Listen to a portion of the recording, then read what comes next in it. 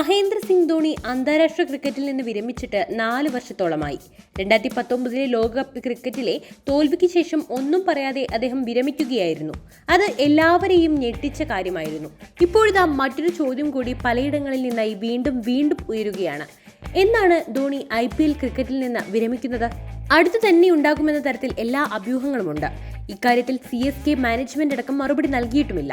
എന്നാൽ ധോണി ക്രിക്കറ്റിൽ നിന്ന് വിരമിക്കുകയാണെന്ന സൂചനയാണ് അദ്ദേഹം നൽകുന്നത്. ഔദ്യോഗികമായി വന്നതല്ലെങ്കിലും അത്തരമൊരു സൂചനയാണ് താരം നൽകിയിരിക്കുന്നത്. കൊൽക്കത്തയ്ക്കെതിരായ മത്സരത്തിൽ അവരുടെ ഹോം ഗ്രൗണ്ടിൽ ചെന്നൈ ആരാധകരെ കൊണ്ടായിരുന്നു നിറഞ്ഞത്.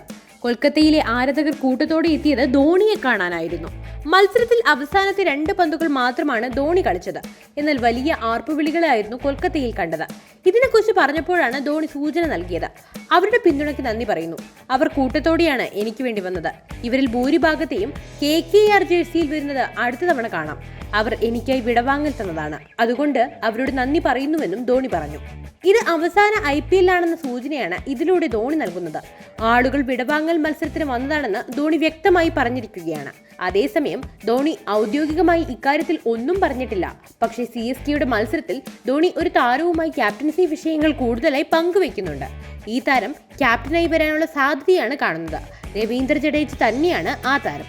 ഫീൽഡിംഗ് ക്രമീകരണങ്ങൾ മത്സരത്തിനിടെ ജഡേജയുമായി കൂടുതൽ പങ്കുവെക്കുന്നത് CSKയിലെ മാറ്റം വരുന്നുവെന്ന് സൂചിപ്പിക്കുന്നതാണ്.